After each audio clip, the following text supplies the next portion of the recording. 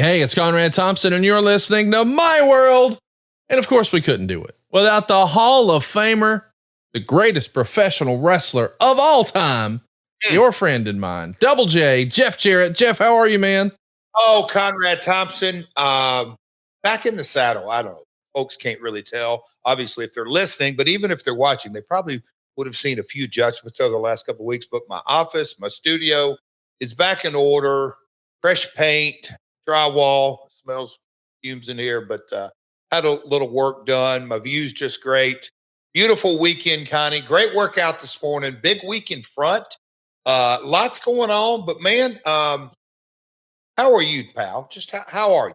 Man, I'm better than I deserve. I'm excited to be on here with you today. I really enjoyed recently when we did an old school watch along. We're going to be doing that again today. We're going back 25 years to talk about the WWF in 1999. So if you haven't already, get your Peacock out and pull up Monday Night Raw. We want you to go to season 7, episode 19. That's season 7, episode 19 of Monday Night Raw here. We're going way back to May 10th, 1999. So as folks are listening to this, just over 25 years ago, that's in the rearview mirror. But what's out front? Boy, it's a big week, and it starts for you later today as we're recording. Hold on. On this episode, this is one of those teasers like TMZ shows. Sure. Access Hollywood up top. We're going to get into some granular numbers that took place 25 years ago. Yes, sir. Folks, I kid you not. This episode, when doing the research and the commentary with Mr. Meltzer and Mr. Keller and other journalists and critics and all that, but when you get into the numbers and look at the segments and look at both companies, WWF at the time, WCW, when you look at the ratings and the shares and the eyeballs, and I'm not comparing apples to apples at all. We are living in a completely different time, but we're going to show some NBA numbers. 1999. Wasn't Michael Jordan playing? Had he retired again yet? I don't think so. But no, we're going to look at basketball numbers. We're going to look at wrestling numbers, gross numbers on houses. It really, Conrad, this is going to be a fun episode. So folks, get your Peacock out and tune this up. We're going to have a nice little ride. So Conrad, sorry to interrupt, but this episode is going to be a lot of fun. That's my teaser up top. I'll just leave it at that. And then I'll throw the reins back to you because yes, huge day today, pal. Big day around this household. Jordan retired in January of 99 for the second time. And that's when he was named the greatest athlete of the 20th century. So Jordan's retiring for the second time, but we know he's going to come back again, very Terry Funk style, and play with the Wizards a couple years later. Okay. But so it was January 99. Wow. Yeah. Okay. Yeah. It's fun basketball stuff. Of course, this time of year, Jeff and I are loving talking about basketball. And this is the time of year where school starts to wind down. I know both of my girls are finished with their sophomore year of college, and the other man, that's a big part of what we do here on the program. And no, I'm not talking about Dave Silva, is the one and only Cody Angle, or as we've started to call him around these parts, the real final boss. And as I understand, he is sporting his wrestling jacket to awards day, and it's a clean sweep for perfect attendance, most handsome in the class. I mean, this is the final boss, ladies and gentlemen. And if you want to see what we're talking about, you got to hurry right now to myworldpod.com, because he did a low key photo shoot before awards day. This is like his red carpet right here, man. Like people are finally putting some respect on his name in Hendersonville, Tennessee. Oh, Conrad. Yeah, folks, My World Pod, the YouTube channel, the real final boss, that moniker does it justice. But if you really take a good look, we really do mean this, the real final boss, because Cody has the eyebrow going on. He really does. And it's crazy too, because he, not that long ago, he identified Cody Rhodes as his favorite wrestler, but he saw The Rock come back in spectacular fashion. And he's decided to embrace the heel nature, which runs in his family, by God. And he is the final boss.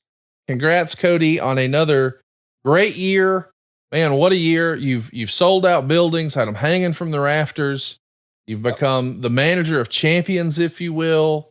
I mean, I understand the Strawberry Festival. They're even considering renaming it Cody Angle Presents next year. Stop it. Don't go down that rabbit hole. I'm just saying, and he crushed it in Special Olympics this year. A sold out crowd again. I mean, that was a record house for the Special Olympics, and we know who drew it. Everybody came by, kissed the ring. Shout out to our man Codes, winding down another successful year. So proud of him. He is fired up, and all we know is he's getting an award, and we don't know what it is. We're just going to go there, and the Queen Karen asked him as he was just to kind of give the story behind the story.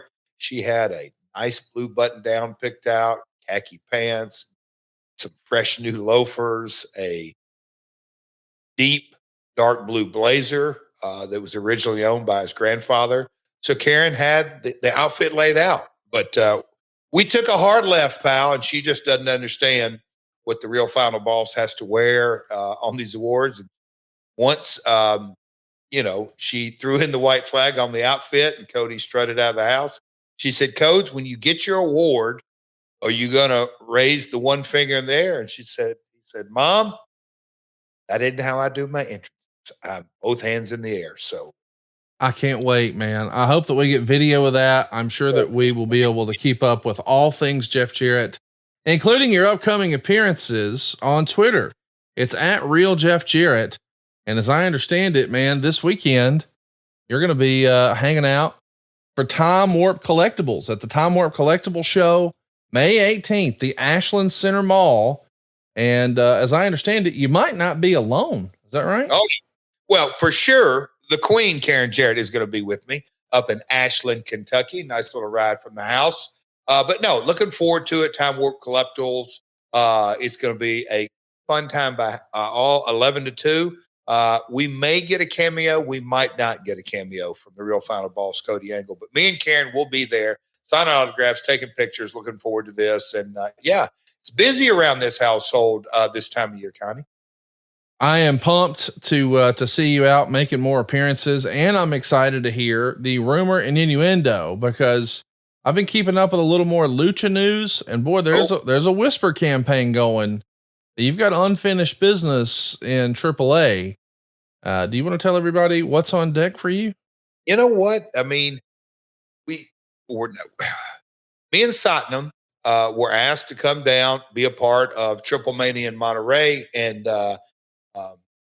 Triple Mania, for those My World listeners who may be a little unfamiliar, but it's basically the easiest terms. It's the WrestleMania of Mexico. Yep. And they have 3 separate events, one in Monterey, one in Tijuana. Spread out, obviously, Monterey's North Mexico, Tijuana, border town from San Diego, and then they finish in August in Mexico City. But for the June event, June 15th, me and Satnam are headed back down.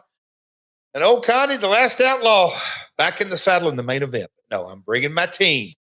Parker Boudreaux, Sam Adonis, QT Marshall, and of course, the 1 in a billion, 7'4" Satnam Singh. We're going to be taking on, man, what an incredible card. They just had a sold out TV taping in Mexico City the other night, but we're taking on the team of Murder Clown, Dave the Clown, Alberto Patron, and Vampiro. So it is going to be an 8-man craziness kind of tag. We are super pumped for it. We're going to be going down there one more time before the big Tijuana show. But it appears, Connie, that old Satnam and the Last Outlaw made quite the impression, as we always do when we appear. But no, AAA back down there. So a lot of fun.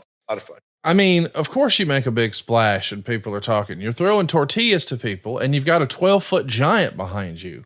Don't miss Jeff down there. And by the way, I know that we have won over a lot of Jeff Jarrett fans. I mean, I still get DMs every week that say, man, I hated Jeff Jarrett my whole life and I couldn't believe you wanted to do a podcast with him. And then I listen to the show and now it's my favorite show. Well, he was a heel. And by God, so are Sam Adonis and QT Marshall. Nothing likable about those guys. They're doing their best, Jeff Jarrett. They don't have fans. They have enemies globally. Everyone hates them. This is going to be heat. People say you can't get heat in wrestling anymore. I challenge you, watch the Last Outlaws crew do what they do in Tijuana. It ain't going to be the same. I'll tell you that. Yeah. Speaking of not being the same, AEW is going through some changes, including tomorrow night, live from Everett, Washington. Swerve Strickland's going to be taking on Brian Cage. John Moxley is teaming up with Bryan Danielson to take on Kyle Fletcher and Jeff Cobb. What? Okada and Dax Harwood are going to square off. What? And the Young Bucks are going to take on Matt Sydal and Christopher Daniels. Plus, we've got the contract signing. Finally, Mercedes Moné getting ready to make her AEW in-ring debut with Double or Nothing. It's going to be here before you know it, and so will Collision and Rampage. It's a doubleheader in Portland. Then we're off to Bakersfield, California for Dynamite, and then Las Vegas, man. One of the spiritual homes of AEW. That's where the first Double or Nothing happened. 5 years later, we're coming back with an absolute banger of a card. I really love the way this card is shaping up and hope you'll check it out on pay-per-view anywhere you get your pay-per-views. But as I understand it, Jeff, tickets are available right now for all of these shows at AEWTIX.com. Do I have that right? You do, man. It is, I tell you what, this Wednesday, Everett, Washington, there was a lot of, we'll call it, shout out Dave Green, a lot of chatter going on with Bryan Danielson and his contract status and going back home and just kind of the buzz all around that, including all the matches you just talked about and the Young Bucks exercising their power. Kenny Omega has had quite the stream comments. What you say, Connie? But no, AEW, lot of, and I say this often because it's just a lot of moving parts, but all these parts are going in different directions. So I think Wednesday, tomorrow night on TV is going to be very interesting. But speaking, you just talked about the pay-per-view. What about In Demand shutting down? End of an era. Very interesting times. It is an end of an era. And it's also cool to say, since we're talking about pay-per-view, Triller TV, the former Fight, FITE, which you and I have been a big fan of for a long time. Think the world of Mike Weber and all the folks behind the scenes at Fight, FITE. Now it's Triller TV, and their app interface has been fantastic forever. Now you can actually watch AEW pay-per-views there. I just want to put that bug in everybody's ear. I know once upon a time it was kind of exclusive for Bleacher Report, but now you can actually get it with Triller TV. So if you enjoyed the functionality of Fight FITE, now you can check it out with Triller TV, including AEW Double or Nothing. All those tickets are on sale now. That Anarchy in the Arena is something I'm going to be paying special attention to, especially since the rumor and innuendo as we're recording this is that Eddie Kingston might have a bad knee. But if I know Eddie, that's going to be a show no matter what. Look at that graphic too. When you think about the Elite, you got Jack Perry, you got Young Bucks, you got Okada, and then on the other side, FTR, Bryan Danielson, and Eddie Kingston. My goodness, this is going to be wild. It's going to be fun. And I can't believe it. It's less than 2 weeks away. So check it out on pay-per-view if you can't get there, but there's nothing like seeing it live. And there's nothing like seeing a baseball game live. Shoes Baseball right around the corner. And I know they've got a ton of big promotions. You're going to be at a bunch of games. We got lots of fun stuff happening with shoesbaseball.com. That's where you can pick up your tickets for all things Shoes Baseball. Anything else we want to mention about the shoes? Cause I know you've been working on that left and right. I could do a whole podcast on this. It's a lot of fun. We just did Dinner on the Diamond, Ferguson Jenkins, the Cubs, major star for those guys, for the Cubs through the years. All the kind of different deals we're doing in the community up in Springfield. And we're going to cap the entire season off. Kind of a bucket list item for me as it relates to Shoes Baseball. Saturday, September 21st, Capital City Clash. I'm going to do everything in my power to get Conrad's ass up there and hit him with a guitar, but we'll see. Whoa. A guitar. If Connie can't make it, Dave Silva said he'd be there. I just got to get, maybe the mariachi band to join us. The mariachi man. Well, the mariachi man's having a lot of fun on our YouTube. If you haven't already, go check out myworldpod.com. That's where you want to be for all things Jeff Jarrett. We want you to hit the subscribe button and turn on the notifications bell. The rumor and innuendo is not only are we going live, but a member of wrestling royalty, a queen perhaps, might be joining us too. It's all happening at myworldpod.com. And without further ado, I think it's time we get going on our playback today. We want you to pull your Peacock out. And we want you to look up Monday Night Raw, season 7, episode 19. But Conrad, yes, sir.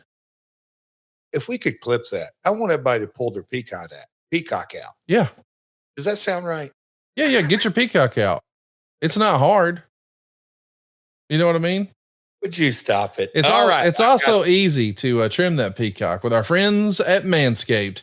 Hey there, beach babes. Are you ready to soak up those summer vibes and unveil your ultimate beach bod? Well, you're in luck because our friends at Manscaped have you covered from head to toe with the Performance Package 5.0 Ultra. This ultimate and all-in-one grooming kit is set to have you looking and feeling your best in the summer sun. Trust Manscaped and unlock the confidence you need to turn heads this season. Join the 10 million men worldwide who trust Manscaped for 20% off plus free shipping with the code MYWORLD. Let's make this summer your smoothest one yet. Embrace your summer bod goals with our all-inclusive Performance Package 5.0. It's perfect for those aiming for that crisp, clean, and confident look. The updated Lawnmower 5.0 Ultra groin and body hair trimmer gets a summer makeover. It's waterproof, designed for splashy pool parties and beach hangouts. And even my wife knows that she likes to keep her ears and nose tidy with the Weed Whacker 2.0. It's the ear and nose hair trimmer. And seriously, I caught my wife trying it out a few weeks ago. I'm like, hey, that's mine.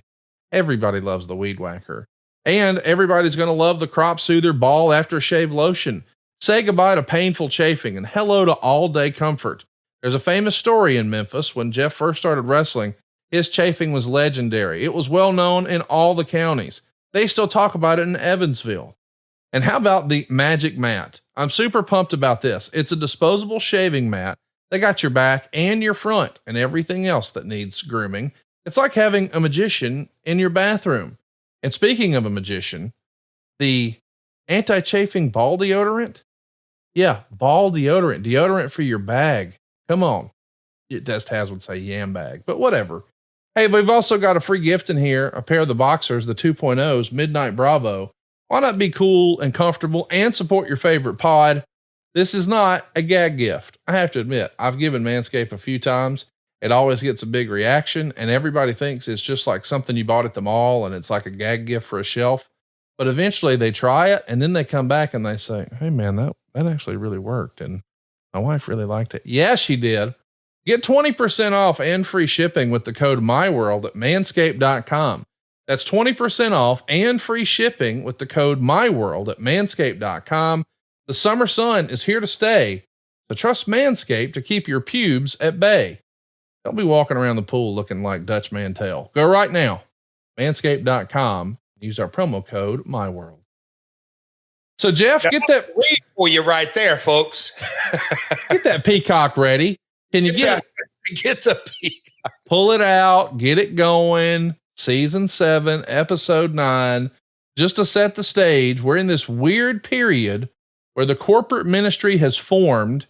Vince McMahon is a babyface and he's trying to protect his daughter, Stephanie. I know that's hard to keep up with because when we think about 99, we just think of Vince, the bad guy, the guy against Stone Cold. Well, now the Undertaker is here. And so even Vince is ready to go toe to toe to protect the fam there. It's Raw from May 10th, 1999. We're at the O Arena in Orlando, Florida. And it's a sellout. It's a wild show. You got your Peacock ready on your side? My Peacock is pulled out and I got the clicker in hand. Let's make sure we're muted and let's go live here in 3, 2, 1, play. You know, Jeff, if we do more of these, I'm going to have you do like an old Double J countdown. 3. Here we go. 2. On your little, and you set it up so good. Cause I was going to say, this is, we'll call it the TV viewing season, January, February, March, April, but Vince, the ultra mega heel with the flop baby face. Yeah. The numbers, it was, yes, this era isn't for everyone. It was shock TV. It was crass. Again, like I said at the top, different era. But when you took this character that had been built, when was SummerSlam? Fall of 97, Conrad? The Montreal. Yeah. Survivor Series 97, November 9th, 1997. So that's when Mr. McMahon had been officially formed. Officially formed in the fall of, or November of '97. So here we are, a year and a half later, and he flipped babyface. The numbers don't lie. So I have always said, what an incredible character, just a heel's heel. And then when he was flipped here, and as you said, Taker and Shane and the different pieces of the puzzle, it was compelling TV. We're seeing a recap video, and they always did an excellent job of that. Now, this is one of the more stupid shots in the history of wrestling. I always hated it. Here's this group, this parade of heels walking, but they're walking like not down a hallway, but they started in front of a closed garage door and then started like, at least this, they're coming through a doorway, but the other one was just a little cheese for me. Am I being too particular there, or would that wear you out too? No. And to pull the curtain back, on TV days when you're, for lack of a better word, you're rushing to get things done and pre-tapes to be shot. And that's a group shot. So you have, I don't know, what was it, 8 or 10 guys in that. One of those things that, unfortunately, but reality falls through the curtain. Yes, it looked phony as hell. It just did. And just a little bit of a tweak. Why didn't they start walking before the camera rolled? It's like the camera rolled, start walking. They could have got into it later, but that's some production snafus that Conrad, me and you and a few others catch it, but to the masses, they don't overanalyze it like we're doing it right now. Look at the sign era here. I mean, you can just see the appetite for this crowd here for this. A sea of signs. It's a paid sellout, by the way, 12,213 fans. There was an interesting, dark match. You want to take a stab at what that was? Do you remember? I read the notes, my man. I remember. Owen Hart and Kurt Angle. I would have loved to have seen. I mean, I know Kurt was still new, but can you imagine Owen in his peak against Kurt and how great that would have been? It would have been unbelievable. But can I tell you this little footnote of this date? Yes. Me and Owen and Kurt and his wife went to the gym that day. It's the first time I ever met Karen. Really? This day? This TV day. Yes. And I remember coming back and the dark match. And it goes without saying, Kurt's athletic ability. It's like, okay, this guy is going to be special. And obviously is. His in-ring career always spoke for itself. But yep, this is the day that, and I always think back because you hear these different footnotes. How did they pick Owen to work a dark match with him? Being that Owen, yes, he was off this night because I think I'm in a single, but yeah.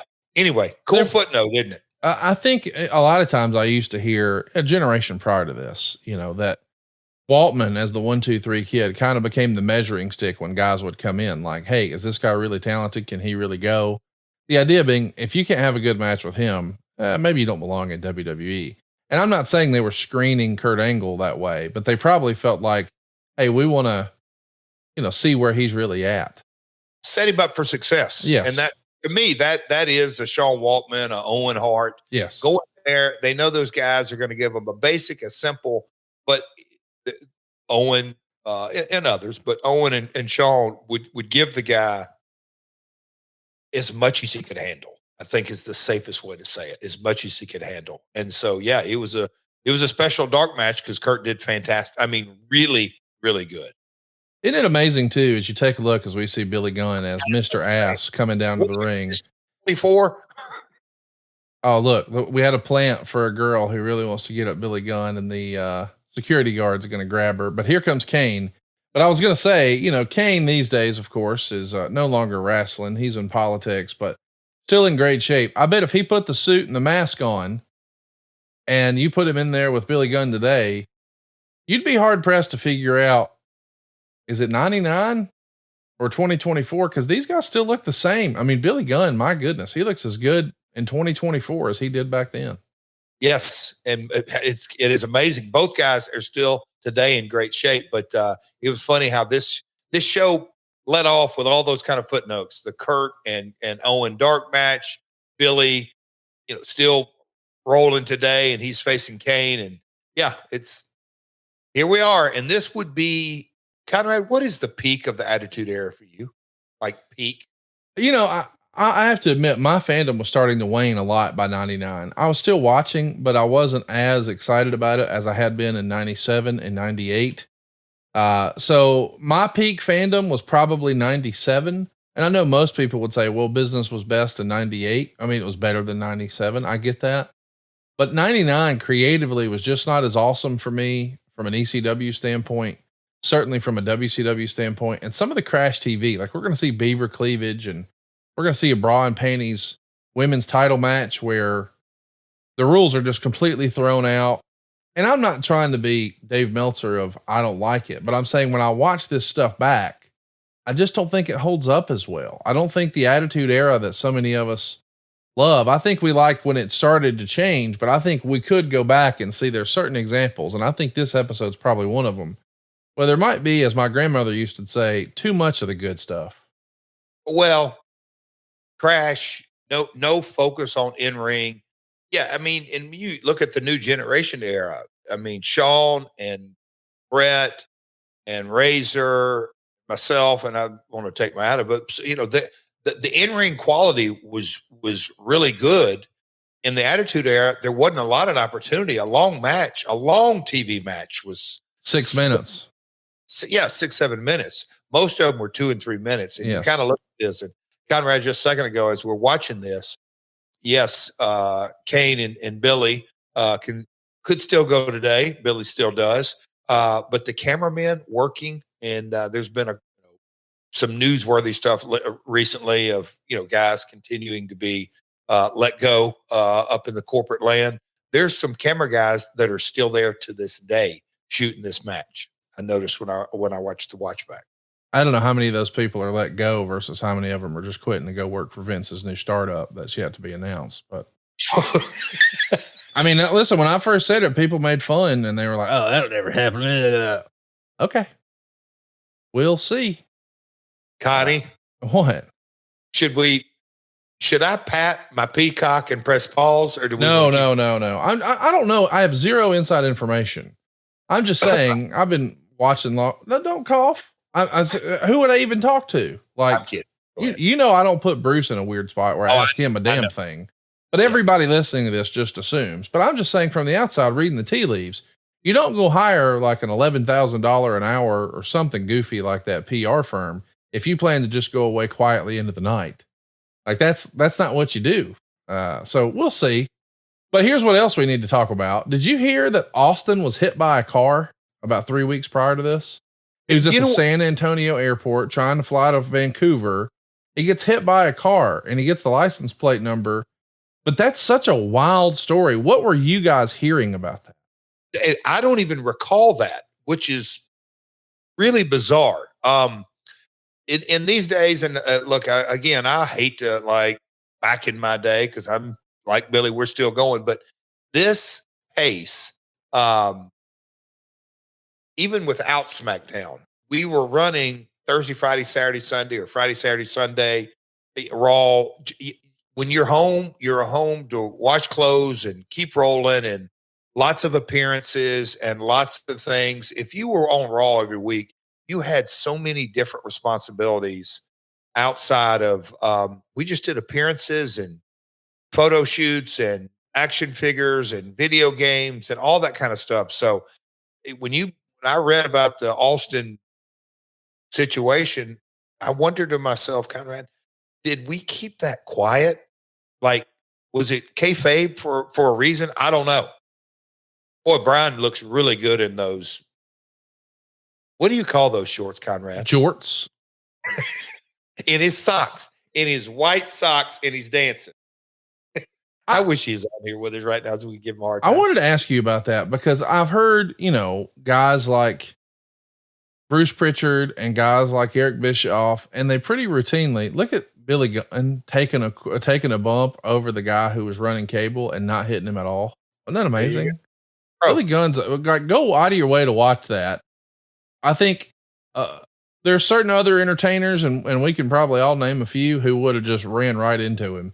But when I watch this back and I see D-Lo in street clothes and I see Road Dogg in street clothes, I know that is supposed to give us some sort of suspension of disbelief that, hey, these are real guys. But I also think Road Dogg running around in his socks out here, does it feel like he's quote unquote less than a star because he's not in full costume? Do you have a preference one way or another? Like, where do you cut off realism and where do you go, hey, we need to present this guy like a superstar? We never saw Superman kind of half-ass being Superman, half-ass not. You know what I mean? Buddy, where do I stand on this? I draw a hard line, but this is so subjective, Conrad, that man, you're going to get so many different opinions. But I'm of the mindset, if you're going to be seen on TV, and there's all kind of different sayings we can say, you better look. You don't need to look quote unquote normal. And then you get the argument, oh man, you got to make it look like it's real. So there's two sides of that coin, but I'm of the mindset you need to look like a star. The white socks that Brian had on, jorts and everything with that I didn't get the vibe off of that. What you were saying, it just feels lesser than. Um, Although, Conrad, I think you can also tell stories. On my very first angle, there was a thing we did around the horn that I got extra heat in the ring. I was getting beat up. My dad, on purpose, wanted Dutch Mantel to run down to the arena, run down to the ringside, but he wanted soap to be on his legs and hands and his big hairy back to give the perception. Yes. Dutch jumped out of the shower, put on his tights, and ran down there. Look at Monica Seles, tennis star at Monday Night Raw. There's a little cameo, very interesting. But no, Conrad, I believe if you can enhance the story and make light of it, great. But in that scene, you saw 4 or 5 guys in street clothes. It just didn't have the scene. It didn't come across. But bro, I can assure you, bro, Vince Russo was saying, you can't go down there in wrestling outfit. That was his other mindset. He liked guys in regular street clothes. I get it. I mean, I understand the logic and the thinking. I just think that, if I'm trying to, like, why would the guy not be wearing his own merch? Like, you couldn't talk me out of wearing my own merch because I'd be trying to make whatever money I could out there. But you guys know that because you tell me every week I have too many freaking ads. Hey, let's talk a little bit about Owen. I know we touched on it earlier, but it's crazy to think that he had this because it feels like forever fans have had like this dream match, Brett versus Angle, and it never happened. And if you ask Kurt Angle, you see some of his interviews he did, like Inside the Ropes with our pal Kenny McIntosh, he's always the guy that Kurt shouts out, man, my one dream match, the one I would have loved to have had was against Brett, and it never happened. He did get to wrestle Owen, and it's like this hidden gem that fans have wanted to see forever. We didn't see it. It was a dark match. And just 2 weeks later, the Monday Night Raw would be a tribute show to Owen. Little did we know he would pass away just 13 days later. I mean, the timing of all this is just really kind of weird, is it not? It is. It is. Again, I've referenced it. We were just going from town to town. The business was red hot. I think you gave the number over 12,000 paid for a Monday Night Raw, a Monday in Orlando in May, selling out. The business was just, again, we had come from, Nitro had been on the air a couple of years. It was one of those seasons of our industry. A lot of people say cyclical, but you can kind of look back, and as time goes on, and we're have more the age of instantaneous information, so we can hit Google and find things out. You just kind of look like as technology changed, so has our industry from network to cable. Cable explosion and the streaming and just, all the live content. Before wrestling was really, in Memphis, yes, it was on live, but now a nationwide broadcast, a 3-hour show, a 2-hour show. The story was there. As we're watching right now, it's a pretty unique story in that you hear about succession storylines and all this. You go back 25 years and people absolutely knew when Vince came behind the curtain on the Survivor Series deal. And now fast forward a year and a half, there's his son fighting and there's, Vince. And so it's father, son, and it's family dynamic, and surround him with the Undertaker and Stone Cold. And, when I saw Big Show walking down that ramp with a big 2x4, the show had so much, I hate to say too much story because that's probably silly, but man, what a lot of story in all of this. Big story here too, as we see the corporate ministry coming down to talk to the union, which is what we're going to wind up calling, some of these folks who were with Vince McMahon and the 2x4s. But it's a video of Shawn Michaels talking about how the weather in San Antonio is actually better in Florida. So he's given us a taped message, or a live message, we believe, from San Antonio, and he's running down a whole bunch of matches they're going to make for this program. And this show, you said business was hot. It is 12,213. It's a paid sellout, $306,455. But it's a nice little payoff on this piece of creative with Shawn Michaels, something we've never seen before. Standing in the ring, we've got some of the members of the union, like Big Show and like Ken Shamrock and Test and Mick Foley and Vince McMahon. And there's also 3 armed security guards, or maybe they're not armed, but they have the batons and they got the SWAT helmets on and the whole gear head to toe. Nice little reveal here. I want to touch one more thing with Owen and then we'll move on. I hate that we're even having to talk about it here, but he had 6 more matches after this match with Kurt.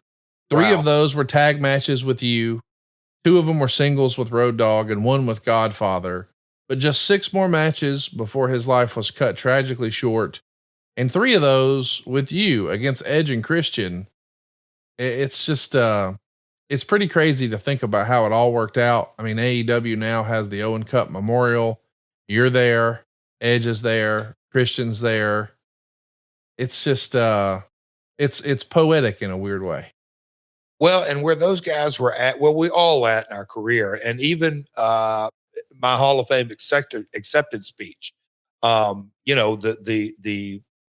the team of writers, and of course, just everybody that's being put in that year, you having a writer assigned to, and you collaborate and talk about different things. And they obviously had they kind of frame stuff and have a ton of, like, just a ton of input. And there was different lines in there, but I wanted to pay tribute to certain folks in there. Shawn Michaels, as he flashed on the screen, was one of them, and I owed, tip my cat to him and a few others, my grandmother. But how do I do Owen? And it just kind of occurred to me, all right, man, Edge and Christian are here, and the last rib, if you will, that Owen really played was in Chicago. Let's put on the red noses right in the middle of a tag match. Was, to me, sold out house. Yes, you can look it up. We were in a tag match at a live event, and Owen is more late to the building, but more concerned about playing a rib on these quote unquote young kids.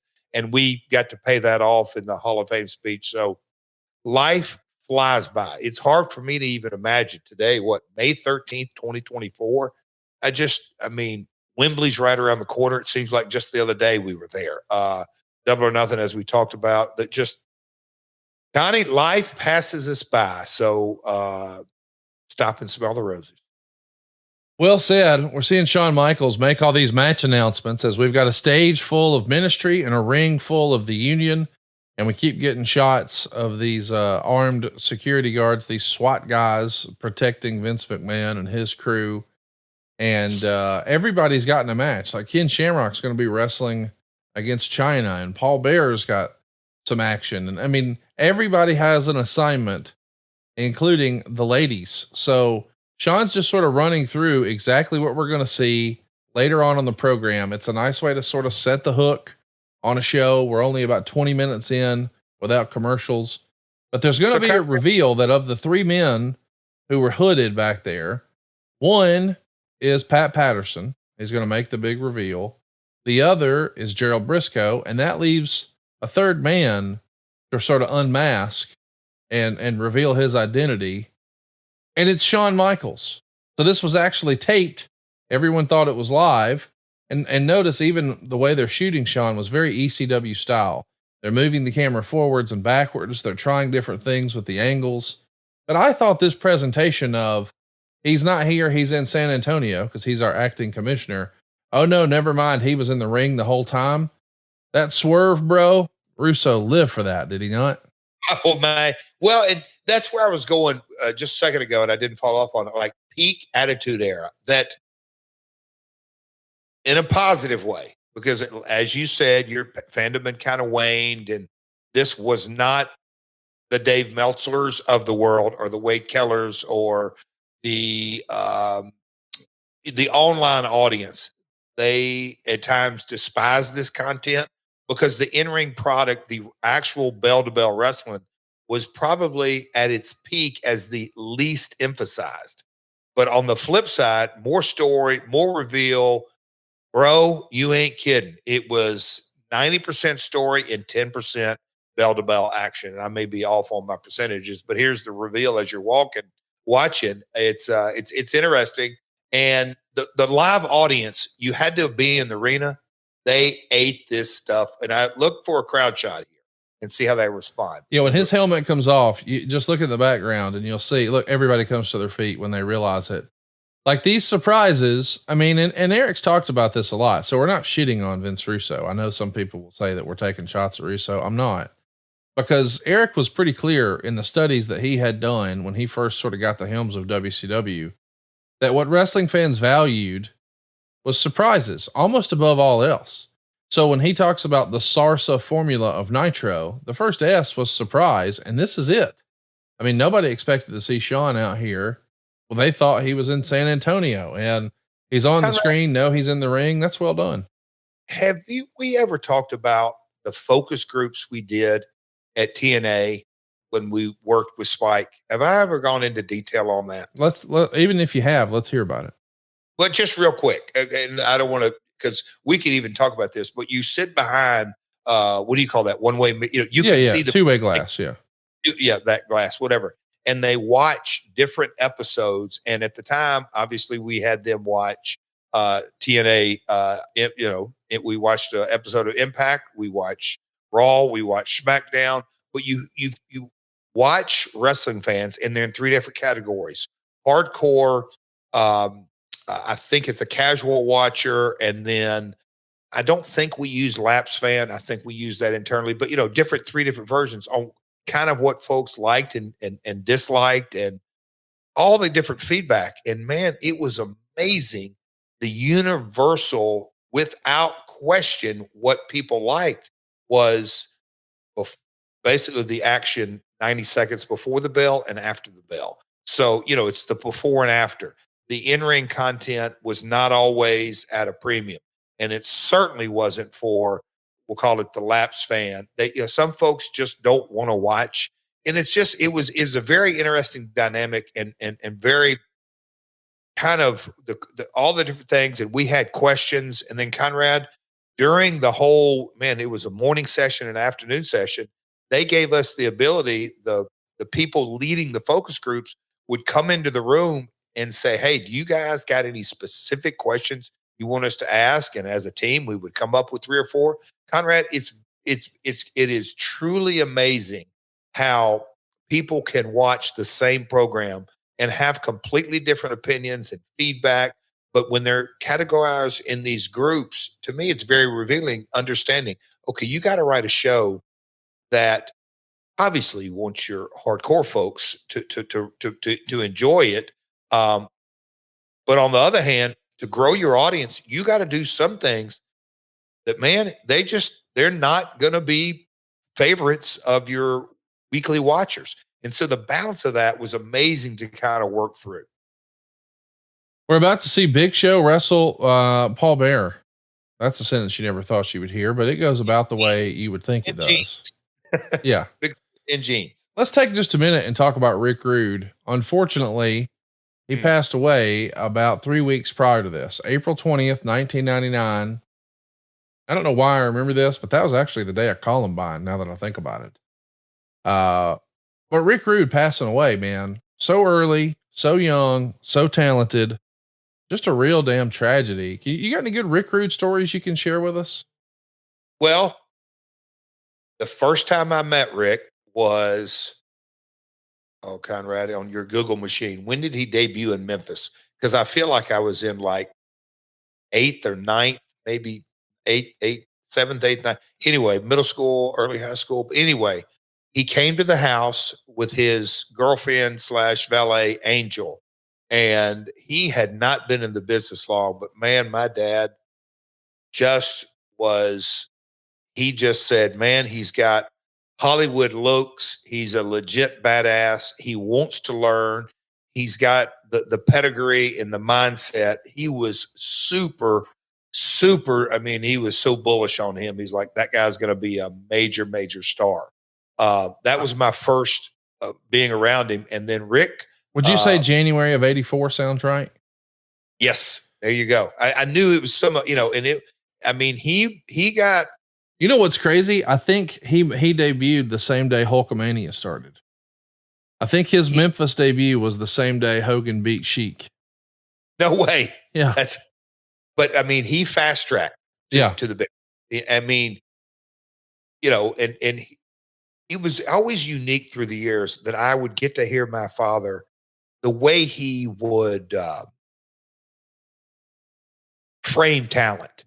It was always, and there's just the different tag teams or heels or baby faces. But man, he loved Rick Rude and really thought he's going to be super successful. And obviously it wasn't too long after that. He got his ride and got his ticket, started making big money. Yeah. By the end of 84. So he starts with your dad in January of 84. And by December, he's at the Louisville Gardens in the Mid-South Coliseum challenging Jerry Lawler for the championship of the territory. Quite a year he had in 84 in Memphis. And it sounds like he made an impression on the whole Jarrett family. He did. And when did he start with WWF? I don't recall. Okay. Yeah. I just didn't know if he had it. It wasn't long. Well, I mean, he went to World Class and then he did the the Crockett territory and then he went. So we're a few years away, but I mean, it was, he mega star. He was a fast track. Yeah. And when he passed, it was one of those things, Conrad, that it was like 87, June of 87. It was,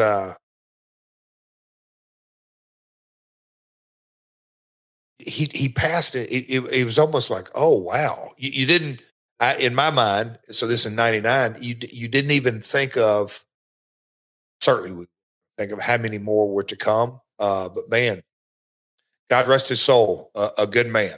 He disease of addiction. 1-on-1, it's undefeated. Well, it's a sad moment in wrestling history. 1999, we lost so many guys. I mean, we're just talking about it. We're only 13 days away from losing Owen as we watch this. And just 3 weeks prior, we lost Rick Rude.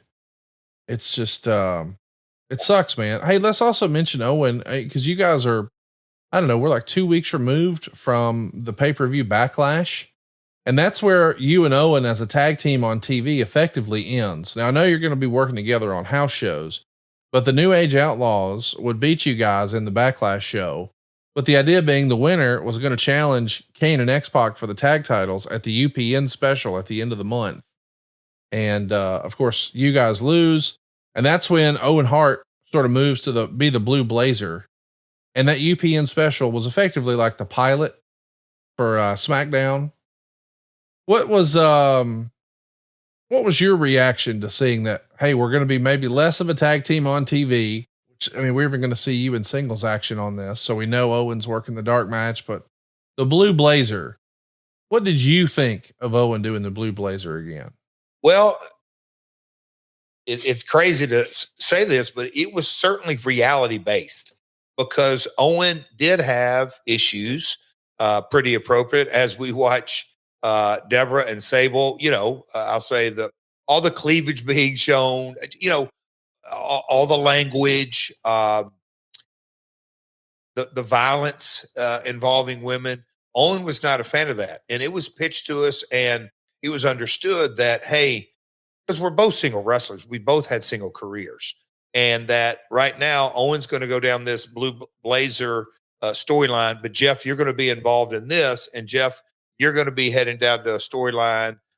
Deborah was still my manager, and Owen, you're going to be a part of this because you've got an issue with basically the tone of the Attitude Era. So we were still going to be connected storyline wise, just not wrestling as a tag team every week. let's also mention that we got Deborah in the ring right now. Of course, she was a big part of your tag team and your presentation during that match with Owen Hart and the New Age Outlaws. There was a lot of "We want puppies" chants. She's over like Rover here. See them plugging Over the Edge, the upcoming pay-per-view. Her opponent is going to be the women's champion, Sable, who's now kind of a heel. And she's got her own heater in Nicole Bass. I say kind of a heel because, well, men are still cheering. They're excited to see her. As you see her come out, swiveling her hips around in a bikini top or bikini bottom and some sort of little cover up, some sunglasses, some high heels, and the championship. Meanwhile, there was an evening gown match, like a very traditional evening gown match. Bra and panties matches. I mean, it was a different era.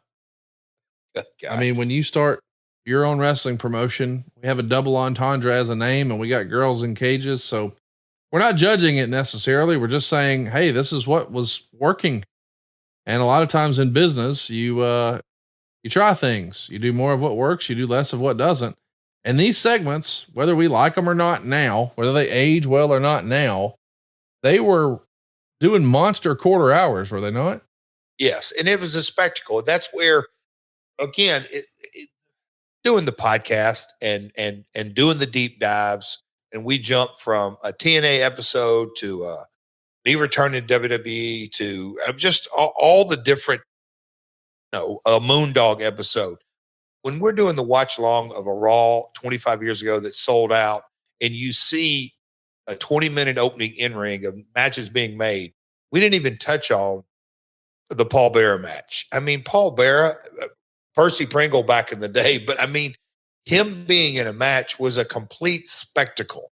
It had nothing to do with bell-to-bell action. And this spectacle here, Deborah Sable for a women's title. I mean, do you have any Meltzer comments? Because this is the type of stuff that the Meltzers of the world that just despise. He hated this stuff.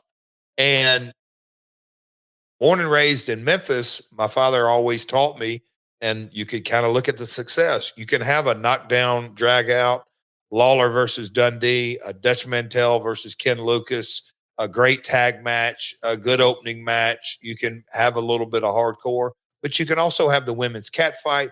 You better have a little bit of everything. Back to that focus group, Connie, that you've got to appeal to the masses, and appealing to the masses sometimes really raises some people's feathers and ruffles their feathers, and they don't like it. As we see Val Venus come down to the ring before an evening game. I mean, this is, I hate to say peak Attitude Era, but man, the characters, it just kind of led to, do you have a stat on this, Conrad? I don't know. I was wondering about doing the research, the amount of wrestling on this Monday Night Raw. I don't know the exact number, but as we're watching, we see Sable stripping Deborah down to her bra and panties. She's got a thong bottom on. Neither one of them left their feet. And this is actually, so they're now announcing, and Kyoto's raising Sable's hand, that she won because she got the dress off because Val was distracted. But Sean is going to come in the ring and say, we want to see puppies. And since I'm the commissioner, basically the lady who showed us those puppies, well, she wins. Oh, wait, poor Val Venus just got a guitar necklace. Can we rewind that? And how about the "Don't Piss Me Off" shirt that you're wearing there? And now you've got a new shirt that says "Don't Tick Me Off." So Michael Cole is in the ring. He's interviewing Sable, and Sable's going to cut a promo about how the women who want to be me and the men who want to see me and all that jazz. Here's exactly the write-up from the Observer. Michael's indicated it had already been, Lawler made a comment about how great her dress would look on the floor beside his bed. Michael's indicated it had already been beside his. Nicole Bass chased Venus away and Jarrett hit him with a guitar. Michaels then said, as far as he's concerned, the one who loses their clothes is the winner. So he awards the match and the women's title to Deborah. Believe it or not, they'd had problems getting Sable to do a job and giving up the belt. I know that sounds stupid, and wrestling often is, Anyway, I guess this was a compromise because unlike Wendy Richter in that other situation that we talk about every week, they don't want her to quit and she's making so much money. I don't think she wants to walk away either. Now that's what was written in the Observer at the time, but here's the twist. This is it for Sable. Her last appearance for almost 4 years. Here? Yeah, this is it. She files a sexual discrimination lawsuit against the WWF. She doesn't come back until 2003. You won't see Sable on this program again. Now, we did see her briefly show up at a Nitro, but she was embroiled in a lawsuit not too long after this. This is her swan song, and including the 03 and 04 run. So going back to 98 all the way until she finished up and left the business in June of 04, all told 41 matches in her career. So I know that sometimes we all talk about what a big star she was and the big quarter hours and all that. According to Cage Match, only 41 matches total. And this is it. And you talk about in 98, man, she was a real needle mover for this company. And then by mid-June, she's out and suing. That's crazy to think about. That's the benefits of doing the podcast, Connie. And as we went to break, you saw Stone Cold. Who's that? Jericho and Taker? Yeah, but we saw Stone Cold, Rock, and Vince. I'm bringing all this up, Conrad. That wasn't Jericho. That was Hunter with his back to us. Okay. And the knee taped up. But story. Yeah. Guitar shot. It's just like one thing. I mean, boom, boom, boom, boom. Almost too much to absorb. But who can argue with success on the numbers? But man, there's a lot going on here. But no, when you're saying that 41 matches and this was it, damn, didn't recall that. By the way, not everybody agrees with our take on women's wrestling. I saw this YouTube comment from Liu Blanca 3925. And he said, back when women's matches were actually fun, interesting, and they didn't take themselves too seriously. God, women's wrestling has destroyed pro wrestling now. Double J was so fun to watch in the Attitude Era. Nowadays, it would be some women beating men with guitars and they would sell it like they saw Hillary Clinton naked. I don't know what any of this means, but I guess the gist is not everybody frowns on these bra and panty matches. Some folks still kind of dig them. Hey, back to my point, creative, subjective. Yes. Better have a little something for everybody. If it's all steak or all veggies or all hamburgers or all fast food, you're not going to feed the masses. The U.S. News and World Report is actually doing a story on professional wrestling and really Vince McMahon. The story cover is Val Venus wearing a towel, and it says pro wrestling is brash and bawdy, but with 35 million viewers, it's also become big business. And Meltzer would say that's a new media buzz figure number, but it's not real. Probably 11 million fans that are there. And I know there's a lot of fans for Blue Chew. And since we're talking about the Sable match there, it feels like a good time to remind everybody that you too can still feel like it's 1999. Remember how good life was back in 1999 downstairs? Well, it can be again. Thanks to Blue Chew. It's a unique online service that delivers to you the same active ingredients as Viagra, Cialis, and Levitra, but in chewable form and at a fraction of the cost. Take them anytime, day or night, so you can plan ahead or be ready whenever an opportunity arises. And the process is so simple, folks. You sign up at bluechew.com, you consult with one of their licensed medical providers, and once you're approved, you'll receive your prescription within days. And here's the best part. It's all done online. So no visits to the doctor's office, no awkward conversations, no waiting in line at the pharmacy. Blue Chew's tablets are made in the USA, prepared and shipped directly to your door, all in a discreet package. But there won't be anything discreet about your package. Blue Chew wants to help you have better sex. So discover your options at bluechew.com. Let's chew it and do it, boys. And we've got a special deal for our listeners. Try Blue Chew for free when you use our promo code MyWorld at checkout. Just pay $5 shipping. That's bluechew.com. The promo code is MyWorld and you get your first month free. Visit bluechew.com for more details and important safety information. We want to thank Blue Chew for sponsoring today's podcast. And also want to plug adfreeshows.com. where you can actually be a part of our live studio audience. I want to give a shout out to Coach Keith Morrison and Isaac Christen and Denovius Mack and Doug Ritter. And I know Phil was here and Coach Rosie's here and Lindsay's here and Mr. Epic. And we just appreciate all you guys hanging out with us and being a part of our live studio audience. When you're a member of adfreeshows.com, not only do you get to sit in on the live recordings, but you get all of the bonus content, real interactive stuff, live watch alongs with some of your favorites like Tony Schiavone and Jim Ross, and bonus content from Eric Bischoff and Jeff Jarrett and so much more.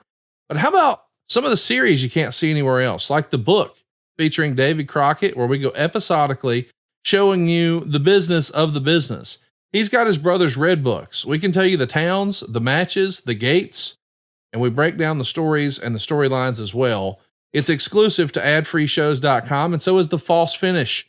I just had a 2.5 hour conversation with Crowbar, the former Devon Storm, about his life before, during, and after professional wrestling. We've done these series forever, and we would love for you to take a look at the archives, all that and a whole lot more, including Monday Mailbag with Mike Chioda, Monday Mailbag with Nick Patrick, Tuesdays with the Taskmaster, Saturday mornings with Meanie, and so much more on the way. There's something for everybody in years of archives at adfreeshows.com. And Jeff, we're watching Test have a pretty good match here against the Big Boss Man. I mean, Ray Traylor developed a reputation. He was universally loved by his peers just as a person, but also a performer. His ability to get up and down and up and down and move. I mean, big athletic, big man who can move around. It's no wonder Bill Watts loved him, and he continued to get chances with Vince McMahon too. I mean, this version of Boss Man is totally different from the 80s version, but still just as cool. Oh, he was a moneymaker for Crockett everywhere he went. I was sitting there, we're an hour and 15, and I don't know how long we are into the show, but this is the real first match, and Test, young, and he had some potential. Another wrestler gone way, way before his time, but old Ray Traylor, old country boy from Georgia that just was kind of, like a better word, he was born to be a talent, man. From his first days on TBS, the Superstation, to, he was in the golden era, if you will, WWF, and then all the way through, up through here. Ray could go, always thought well of, he was a what they call him? Working big men. Yeah. He could just flat out go. Good athlete and a hell of a promo. When you really look at Ray's work as a promo, as the original Boss Man, Hard Time and all that, I think that's one of the things that folks don't really realize. And the people that just saw him in this era, he didn't get the opportunity, so to speak, to cut promos. Ray's a great talker. I want to mention something that I'm not sure if it made the rounds in the backstage area, if it was old news by this point. But internet wrestling fans and the quote unquote dirt sheets could absolutely not get enough of talking about the Montreal screw job. And there was an interview that happened with the Richmond paper. I don't know, a few days before this, maybe 3 or 4 days before this episode. But in this Richmond paper, they're talking to the Hebners, and they're chronicling, cause they're local to the area, and they're just chronicling their experience through wrestling. How they started out working for the Crockett's for just $15 a night. And now they're both in the 6 figures with the WWF, but they of course asked about the screw job. And Earl said something like, "It was the most difficult situation I've ever been in this business. It was something I did because I was told to do it. I basically did it to protect the business for the rest of the boys. Here's one guy who was going to screw up 150 guys' lifestyle. The guy already had a $9 million contract. What was the big deal? If you work for somebody and you don't do what they tell you to do, they don't need you." When asked about Hebner swearing on his kid's life to Hart that he wouldn't let anything fishy happen, Hebner admitted to doing so and claimed he kept his word. Quote, "I said I would never count him out, and I didn't. Brett and I were real close, but Brett didn't offer me any money. He didn't say, if you do this, I will give you this. I have a family that I take care of."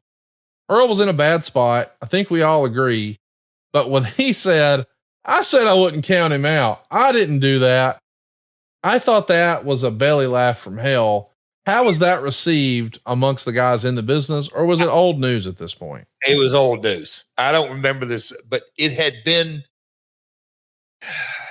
look, it was a crazy, screwy situation, but it was so far out of control of even Earl. Earl was paid to do a job, and what he would have gone into a business for himself. What upside? But at this point, it was, you know, 2 years old. It was been there, done that. We've kind of rolled through it. But man, to this day, it's one of those things that the lines I think are blurrier now today than they've ever been. What say you on that? Because it's I don't Oh, know. for sure. I mean, things are where we think we know and it's reported as a fact. And then you realize, oh no, they were just working the media. I mean, you work for a company, so I won't name any examples, but you don't have to look too far to find some of that. Something I wanted to ask you about was another note that made the Observer. There was a Calgary show a couple weeks prior to this, and members of the Calgary Hitmen hockey team were there, and they brought jerseys for you and Deborah and Owen all to wear to the ring. And it's written in the Observer that you guys wanted to do that, but Blackjack Lanza apparently wouldn't let you. I guess because it said Hitman. Is that right? Do you remember this? Now, see, I vaguely remember, but I think it was almost as if it's not like people want to roll into this. Oh man, Brett had Owen. No, at this point, the Calgary Hitmen, they're they're a business, and I think they approached, and it was just like Jack said, "Hey man, team has come. Owen, we know we can't." It was never to do about nothing. What was it? Maybe tabled, but I don't think it was ever seriously considered on either side, to be honest. Big fire and brimstone promo here from Val Venus. I mean, he's full of piss and vinegar because you just laid him out with the guitar. And now here comes Midian. He's going to be doing a hardcore match here with Mick Foley as Cactus Jack.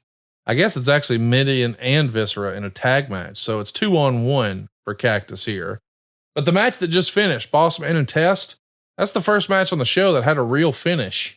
It was a nightstick on a pole match, bro. They went 7 minutes and 2 seconds. And Meltzer would say, nobody gave a rat's ass about this match. It was a real channel changer, or it would have been. But Nitro was preempted because of basketball. This is something that AEW is still dealing with because Turner still has an NBA contract. So their shows sort of get bumped around and they're all over the place.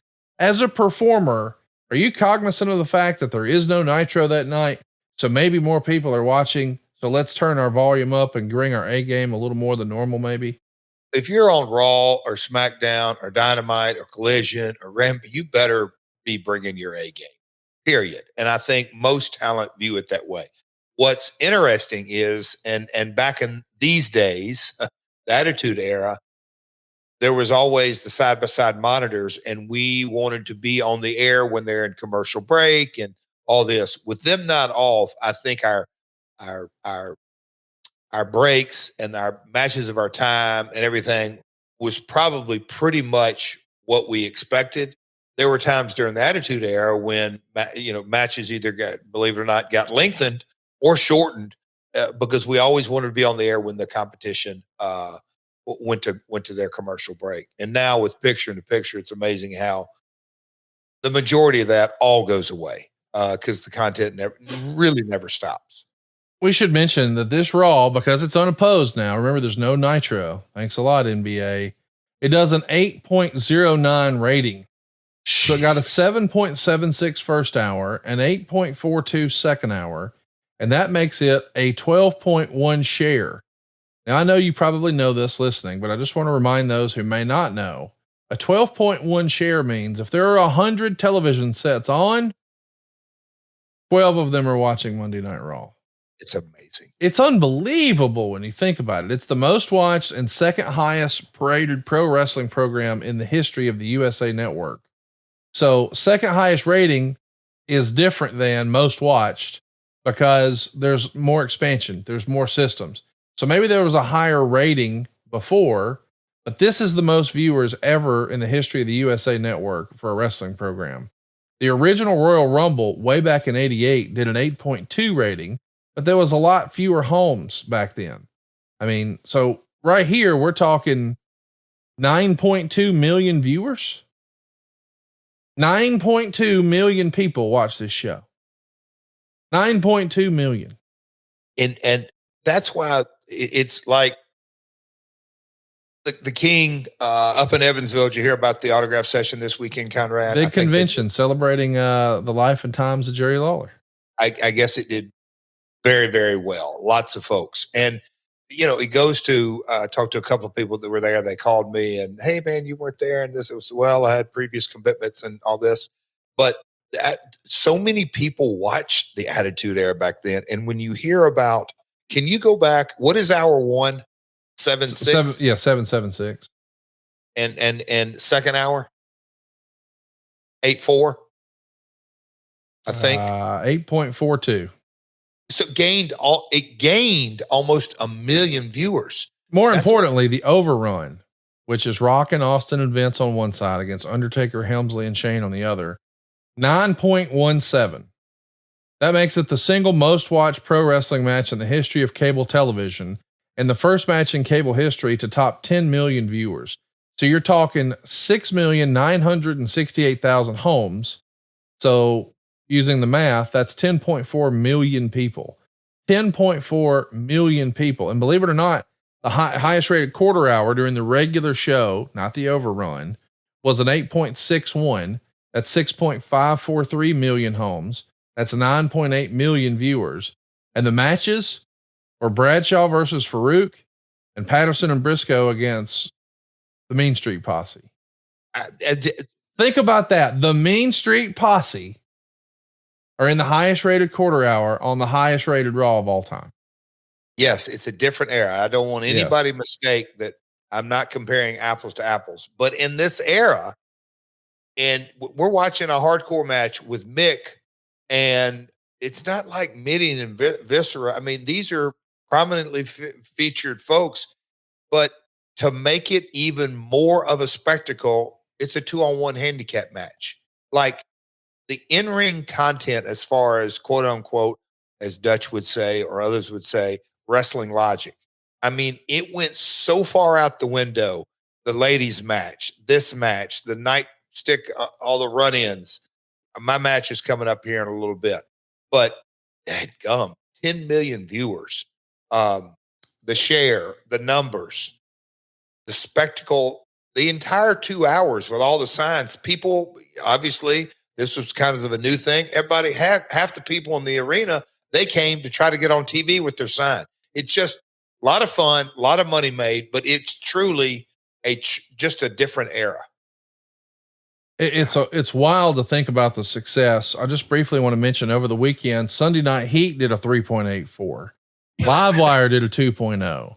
Superstars did a 2.0. I mean, it's unbelievable. Now there is an NBA doubleheader, which is preempting Nitro on TNT. And it got slam dunked. I just want to put that in perspective. The NBA was not leading the trail here. The NBA, which was the Pistons and the Hawks, got a 1.2 rating, and the Suns and the Trailblazers got a 1.4 rating. So we got 2 basketball games head to head. One's going to be on when Raw starts. The other will be on when Raw is finished. Raw's getting, 8s and 9s. Basketball's getting 1.2 and 1.4. You can't overstate how pop culture wrestling was in this era. Fair to say? In this area, if you go back to that one stat, Livewire. No, what were the other shoulder programming shows? Superstars, Livewire, Sunday Night Heat. What Sunday Night Heat do? A 1 hour show on Sunday night. 3.84. That's better than Raw today. Yeah. It was such a different era. Livewire and Superstars are doing roughly what SmackDown does now. Those are Saturday and Sunday morning, not even B shows, C shows. I say all this as we're chatting through all this. The wrestling audience is bigger today, I believe. So that's but we just consume our content so differently. Twitter, Instagram, Facebook. Man, we could probably get debate. I think globally, I think domestically wrestling is not bigger than ever, but I think globally wrestling's bigger than ever. I think if there's been a growth opportunity since the Attitude Era, it's that thanks to technology, well, said differently, the internet, it's much easier to grow a global brand than it used to be. Oh, gotcha. Okay. So it depends on what metric that me and you could probably debate. More money is being made domestically than ever. Right? Yeah. You're saying more eyeballs were on it during this era? I definitely think there's more money being spent. I mean, because they're setting record houses everywhere they go, but that's because they're jacking the prices up. But I also think just, look at what it cost. Respectfully, we're getting into an economic question now. Look at what it cost to buy a house back then versus what it cost to buy a house now. Look at a Highline vehicle like a Mercedes S-Class sticker back then and now. I mean, everything is much higher. So I think that's just sort of par for course. If we adjust for inflation back then, I don't know how it would stack up against today, but it wouldn't be the blowout that everybody makes it today. I think the overall appetite. Come on around here. Come on around here. Come on around here. Conrad? Oh, we got a run in. Yeah, we just had a little run in. Come on in here. Oh, there we go. The queen is here. You can hear us, but honey, we've talked about the big day. Are you excited? Oh, huge day. Huge day. The final boss. Conrad, do you have a question for the queen? Well, I mean, I guess I want to know, like, if you had to guess, because as I understand it, we don't know what the award that Cody's going to get is. Do you know? Do you have an idea? Do you have a guess? My first guess was student that has missed the most days of school. Hey. Oh. Shh. Keep that. Cody didn't like that. Probably I would say happiest. Like happiest. I don't know. Yeah. I was thinking biggest draw. Like that. You know what he said? Conrad said? What? He said, I was saying it was biggest draw of the school. Oh, for sure. In any event. Anything. Yes. What a big day it is in the Jarrett household today. Okay. Little run in from the queen here. She brought me a protein. So there you go. Kind of her, but I just had to put her on. How about the acolytes here having a little confrontation? Jimmy Corderas is our referee. They're cutting a promo back and forth. Cactus Jack would have won that Midian and Viscera match. It goes 4 minutes and 35 seconds. Meltzer would say it wasn't as good as Jack's mobility is way down because of his knee problems, but Jack can do no wrong these days. He's just over like Rover. It is kind of funny to see as he came to the ring, he was throwing basketballs. Like he came to a hardcore match with basketballs to throw at Midian. Midian tried to attack him with a sterling silver tray. And Viscera had a video from Bruce. And we got Bruce out there running to retrieve the balls because they were about to go into the crowd. And I can't believe this is real, but we also saw a China promo where she says she's on her period. We actually had a period conversation. They show a Steve Blackman video. The idea is he's coming back this time as a heel. Now we've got Bradshaw and Farouk in a lumberjack match. The Union are going to be the lumberjacks. They're going to go 3 minutes or so. The corporate ministry is going to come out to attack the Union. The Union's going to chase them off. And Meltzer would say, except for Viscera, who was too fat and slow to move out of there. So he was hit with the lamest 2x4 shots you'll ever see. This is just entertainment. So Connie, we're watching the highest rated quarter hour in the history of professional wrestling. This is it. So this is probably 4 hours and a quarter. So this is probably Q6, 5 or 6. I'm kind of trying to look at the time code because we got So just amazing. But again, a spectacle after a spectacle after a spectacle. It rolls. And look, you never know what's going on the other channel. Like, did one basketball game end and another one start? So you got a bump in viewers there, or was there a TV show on the other networks that went off? Or just it's kind of amazing when you just see fluctuations. When I ask yourself, now why was this quarter hour? Well, let me give you some context. The Hawks beat the Pistons by 20, 89-69. So that game was a blowout. So when you know it's well in hand and the Hawks have it, maybe you switch over and you see what's going on with wrestling. The other matchup was the Suns, who, in this era had a lot of star power, taking on the Trailblazers. So it's 110-99 there as a finish. Portland's going to go up 2-0. Atlanta's up 2-0 in the series. So that's what they're sort of head to head with here on TBS Amazing. or It TNT just, rather. I love digging into these numbers, and you're still going to just rain on my boys, the Main Street Posse. Just give them their flowers today, Connie. Come on. In real life, Pete Gas is one of the coolest guys I've met in wrestling. Really think a lot of him. And listen, they were put in a great spot, and it was a fun, silly gimmick, but they had their place on the show for sure. We got some questions. Let's hit some fan questions here. Bryant wants to know, how nervous was Deborah to actually get in the ring and wrestle? What advice would you give her when she did get in the ring?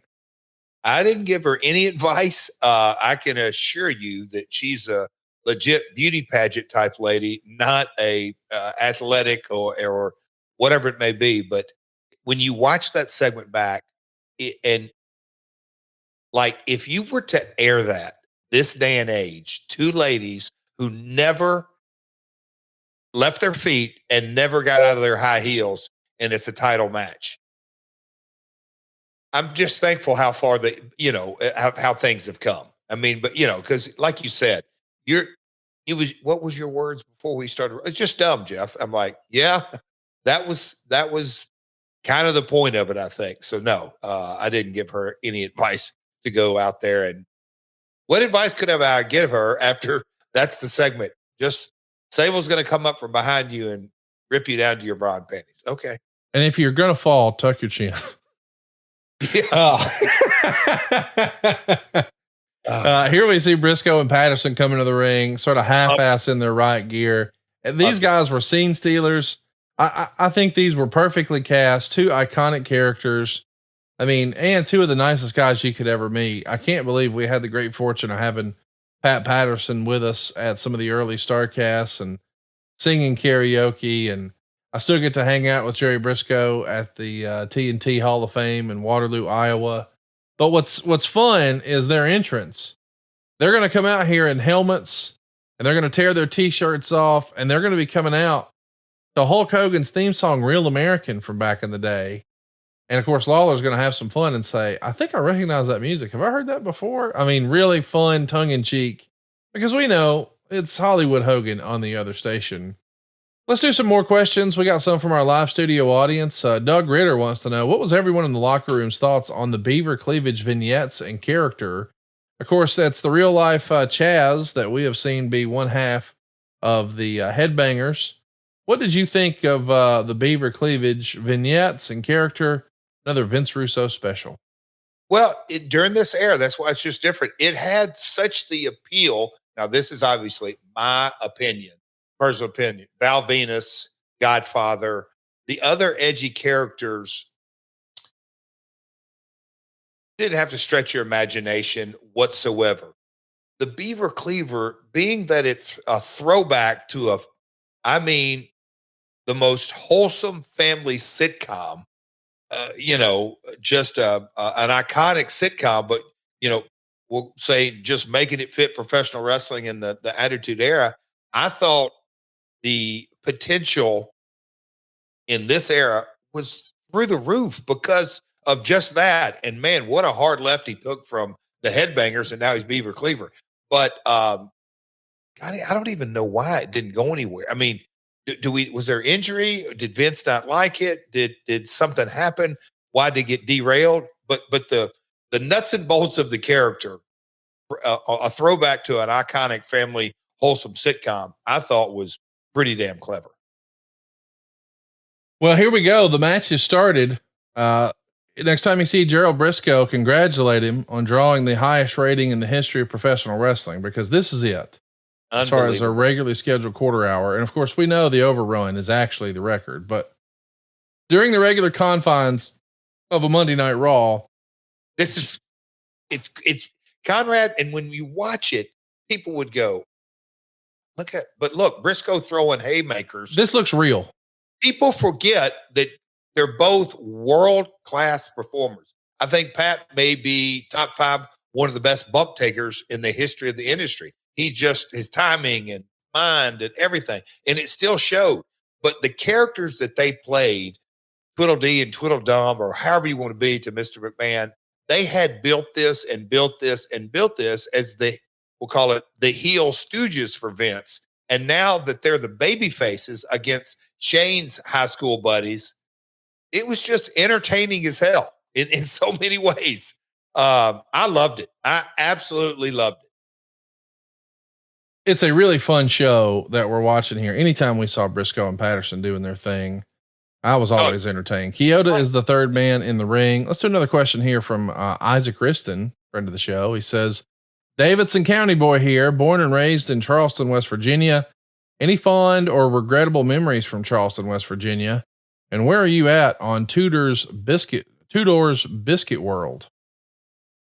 Do I have any fond memories of Charleston, West Virginia? There was a nitro that our friend Eric Bischoff came up to me. He was obviously running the show back then. And we had a nitro, and he came up and he said, "You want to go home tonight?" And I said, "I'm not following it." He said, "Oh, no, you don't live in Atlanta. There's a spot on the plane. You want to jump on the plane after here?" And I said, "Well," and he said, no, I don't want to interrupt your good time here in Charleston. But anyway, that's one of my memories of Charleston. Little bitty airport, top of the hill. Karen's grandparents are from the West Virginia area. So it's a great wrestling town. Dynamite was just there recently. But you promote that town. It's a self-contained market, good radio, good TV. We ran it at TNA and were very successful. I watched the Kentucky Derby from that dressing room. I could give you some more useless knowledge, but no, Charleston's a great wrestling town, actually. We got a few more questions that we should hit here. Tony Flowers from adfreeshows.com says, the WWF dropped the vocational characters by this point, but it was still gimmick heavy in the company at the time. You had pimps, bikers, porn stars, etc. If you had to pick someone else's gimmick that would then become your gimmick back in 1999, what gimmick would you choose? Oh, That's interesting. Well, hell, what are you talking about? I'll take the Raising Hell beer drinker, Stone Cold Steve Austin. Win, champion, make the most money. Yeah, come on, no brainer.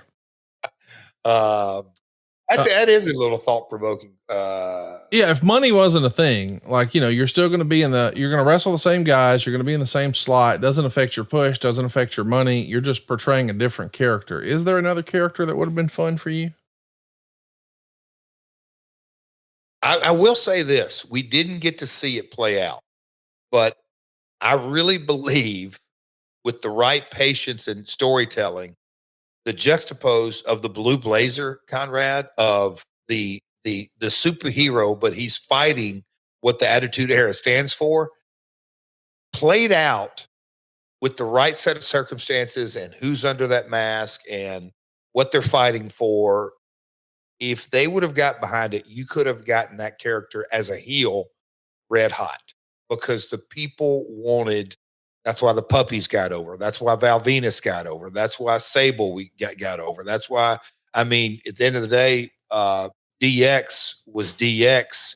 And, as they're rising and Brian he checked every box on that Attitude Era, those kind of guys. So creating a real anti-Attitude Era person, I think, had a ton of legs. What about, the RTC? Do you think that could have worked? Could you have been the leader of the RTC? I could see you just loving that heat. Yeah. Here I come as we talk down, I was headed in that and the whole puppies deal. And then I don't ever want people to show it, but that my character was, I'm going to win matches this way. And that's how I'm going to end up being victorious. I didn't really give two shits about, the character Deborah or my partners. I was kind of an island unto myself until I started teaming with Owen. Right to censor. I think I could have fit in that, but I think in that specific angle or story or character, this is just me putting my creative hat on, Conrad, and we'll move on from this. You can box yourself in a corner on that. I just think you can you could have boxed yourself in a corner with no outlet. I love watching you in this era? Because on some level, you know, we were just putting over at the start of the show how great Billy Gunn and Kane looked. I mean, I would argue that you're in as good a shape now as you were back then. I mean, I know you're putting in the hard work and you may say differently, but as a viewer watching from the outside looking in, physically, I don't see a difference in you except, you know, your haircut's different. Isn't that crazy? It is. Quit drinking, work out a little heavier, a little different. Yeah, there you go. Let's talk about your merch, because you came to the ring wearing the "Don't Piss Me Off" shirt, and of course the words are in the shape of a guitar. In that era, are you coming up with ideas? Are they bringing you ideas? Do you get a chance to give feedback, or do they just say, "Here's your new merch, wear it to the ring"? No, there's a collaborative. The thing that, I mean, Conrad, and as you, God, you probably know my career just because of the podcast as well or better than anybody. Just the whole narration, us talking about it. Um, the "Don't Piss Me Off" came out of the gate, a few vignettes.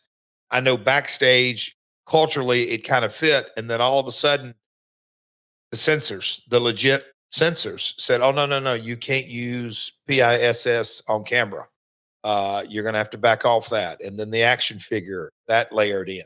So the whole kind of stutter start of my merch with this character um, never really got ironed out. Of course, by the end of, 5 months after this, I leave and go to WCW. So, as I was coming out of it, but and we've talked about it, the Aztec Indian and then the haircut and the SummerSlam before this. And so just kind of, well, to start this run in 97 is when I went out and cut the promo and went from a red hot promo to serious issues. And, took me a while to get back my sea legs and ground. So the evolution of this character never really got to fully head down that monetization of the character. But on the flip side, Conrad, at its very core, I'm a heel, and I don't think heels really sell a lot of merch, so to speak.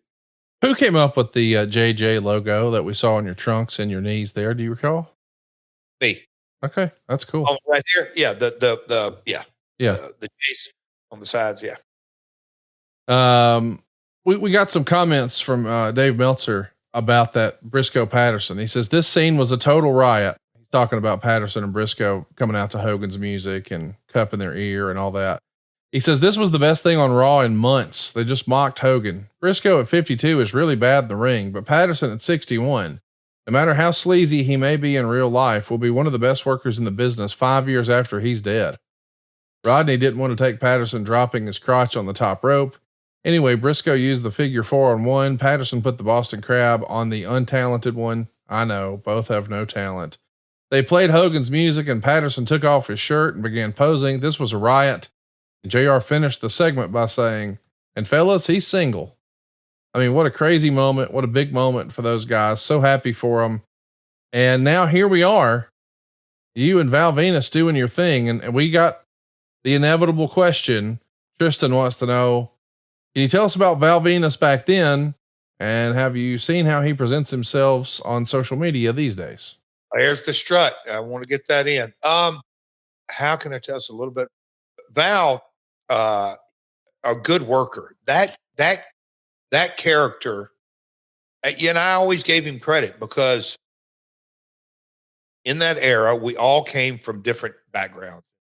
Just thinking of The Godfather. Yes, he came from Papa Shango, but for him to play into The Godfather or Val to play into a porn star or all, different guys kind of playing different roles as when he went into, Val made that character his own and was very successful. I think being the porn star, it put a ceiling on him, but I think he got as high as you could possibly get. Have you seen how he presents himself? No, I have not seen how he presents himself on social media. So no. He's polarizing on social media, to say the least, these days. Political? Oh yeah, big time. Yeah. Well, I mean, that's that, and that some people choose to go down that political route. I don't know if you saw over the weekend, but the Seinfeld graduation, and there's a couple of different graduations that I'll just leave with this. I'm not going to get into it. Nowadays, everything is politicized. And I don't know how as a society we really got here. I'm not saying one side or the other. It's just everything's politicized. Once the world kind of subsides from that, and we all kind of go back to business, hopefully. And I'll leave that at that. Tell me about your tanning routine here in 99. Are you self tanning? Are you in the tanning bed? I mean, this is before you're on the lake every day, I think. I mean, this is early May. Yes, I am. Yeah, that's right. I bought the house this month. I was still a late guy, but no, tanning bed, pal. Never a hot stuff guy. But I was tanning bed, little baby oil with water. But end of the day, tanning bed, pal. It was very, very simple. Did you have your wife shave your back for you? I don't have hair on my back, pal. Don't need that. Oh, okay. Well, you ain't got to get hot about it. I just know that you definitely are shaving other areas, and I just didn't know if there were parts that you need. Yes. I was a Manscaped guy even way back then, but have you noticed how long this match has gone? It's 8 minutes of "We Want Puppy Chance" is the way it was described in the newsletters, because the crowd is just nonstop for Deborah. Is this the longest match on this episode? I think so. Yeah. How about that? Last Outlaw, longest wrestling match on the highest rated episode in Raw. But no, I just remember reading the notes. I was like, okay, we did put on. Interesting. Venus is about to win with his big finish, the moneymaker, and Deborah takes her blouse off. So he decides against winning the match and actually thought he was going to be able to hook up with Deborah there. And Meltzer says, "I'm sorry, but nobody that stupid should be a babyface." When Jarrett saw what was happening, Deborah slapped Venus. Jarrett hit him with the women's title belt for the pin. I mean, an 8-minute match on TV in this era is a big vote of confidence. I mean, that's a big vote of confidence from both Vinces. Let's talk about Patterson. You know what, on that, and I do believe this, in that if you're going to give, nowadays it's maybe 12 or 14, but I think some guys think through break spots, how to keep the viewer engaged. Now on ours, it was, as you just commented, basically this was a setup to when are we going to get to see the puppies? And that's okay, because in this, you got to adapt and do what this era dictates. But to me, that is something, when you have lengthy TV matches, keeping the viewer engaged with hope spots, but not the traditional false finishes. You just got to keep the viewer engaged. If you give them wrestling, to this day, you can look at minute by minutes and you lose them. There you go. There's the big finish. Oh, so Deborah even distracts the referee by throwing the jacket over at the ref, and we're going to get a tight shot now. Deborah picks her belt up as Val's coming over. She's holding the belt up. You're going to come snatch it. The referee's trying to separate them. Now the ref is going to tell Deborah she's got to get down. Whammo, belt shot. That's Earl Hebner at his finest. Now he sees the pin. 2, 3. There it is. Double J wins again. Man, I like that. You think you'll ever bring that hairstyle back, or do you like the flowing of your head shaking no in the wind? Oh, I'll go for that haircut again. I had that a few years ago. I did. Yeah. Do you prefer the longer hair because of the visual when you're shaking your head, or? Probably. Yes. Yes. Yeah. The working, I do. Yeah. I mean, is there another do you just like it longer? Is there another reason? I just assumed you did it for the visual of shaking your head. Yeah, probably. Yeah. Probably. Yeah. And when I started letting it grow out a couple of years ago, I was tired of keeping it. You got to cut your hair often. Here's a Beaver Cleaver vignette, but yeah, you got, there's a lot more, you got to stick with it, man. Lots of haircuts. I don't have to have a haircut as often now, Connie. So I think that's a Barbara Bush or BB or Kathy Dingham. I might be wrong on that, but I think that's her there. And we see Chaz getting his knee looked at, and he's telling everybody, as she's saying that she's going to take care of it and blah, blah, blah. He says something like, "Nobody's as good on their knees as my mom." And yeah. Okay. So here we go. We got Ken Shamrock and China. That's supposed to be the next match, but Shamrock says he's raised to never hit a woman. And, the newsletters would say he was probably never raised to sleep with his sister either, because Ryan Shamrock was the thing. China's going to slap him, forearm him. Shamrock's going to go crazy. hit her with a belly to belly. And now we get to our main event after that. But before we do, we should take just a minute right here and tell everybody how you're looking good these days. We've talked about your tanning routine. We've talked about how you've quit drinking. But the thing we haven't talked about is the magic that kept you looking the same way Billy Gunn does. And one of those things is the Q3 band. I know you're wearing it now and every day. Tell everybody your experience with the Q3 band and why you think now's the right time for some of our listeners to check it out. Well, the competitive edge in me, Conrad, through the years, I have always truly I'm going to keep this to myself. I want to be, I've always competed. And to this day, sometimes guys lose sight of that. But when you step into the ring, you are competing. Yes, we're scripted entertainment, but you better believe you're competing your spot, and your spot creates dollars, blah, blah, blah, blah, blah. But no, Dr. Adair, who was on My World, that's our first ever guest. That's how much I thought of him or think of him. Through the years, he has really, really, really affected my career in a positive way. And one of the things that he preached to me, and I'm a complete disciple of it, is, and it's don't react to an injury, do preventive stuff, get ahead of the game and do preventive health care. And then we always go to a next level. I take, there hasn't a day gone by, even in my darkest days, that I probably don't take 15, 20 vitamins a day of different kinds, and adrenal health and all different things. I take my protein, and we figured out what protein, because whey's not for everybody, and sometimes soy's not for everybody, or almond protein. I'm an egg protein guy. So all the different things, you cannot be any more than, what you eat. You just how you work out and train. So I've always been a physical fitness fanatic, if you will. And Dr. Adair approached me. It's been well over a year ago, and he sat down and talked to me about the Q3 band. And I'm like, man, I'm not a scientist, but give me all the information. And you can go to q3health.com. It's q3health.com. And it has scientific studies, a scientist from Stanford University at the very tip top of what he does. There's all kind of imaging. And I mean, we could go on and on and on, but at the end of the day, what does the Q3 band do for Double J? And it's this simple. It gives my body the ability to absorb more oxygen. You say, well, how the heck does that help you? Folks, makes you better in every facet, mentally, physically, and emotionally. And that's kind of your three pillars of health. I said it many, many times. Have you ever seen a three-legged stand with only two legs stand up? It's impossible.